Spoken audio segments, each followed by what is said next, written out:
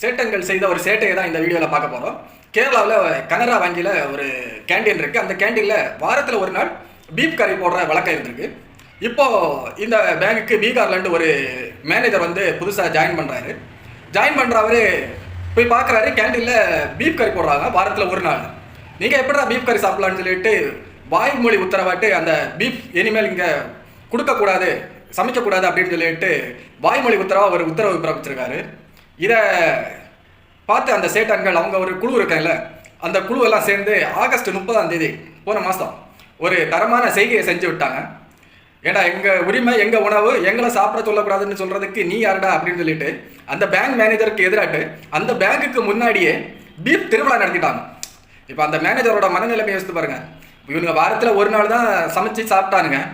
இனி நம்மளை கடுப்பேற்றுறதுக்குன்னே வாரத்தில் 7 நாளும் கால் கிலோ வாங்கி சமைச்சு கொண்டு வந்து நம்ம முன்னாடியே சாப்பிட்ருவாங்க போல இருக்கு அப்படின்னு சொல்லிட்டு அந்த மேனேஜருக்கு மனநிலைமை இருக்கு.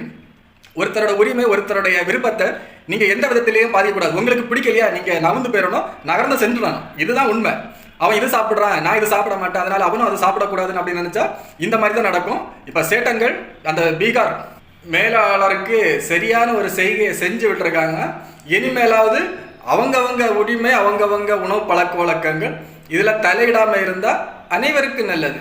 இதை பற்றி நீங்கள் என்ன நினைக்கிறீங்கன்னு கமெண்டில் சொல்லுங்கள்.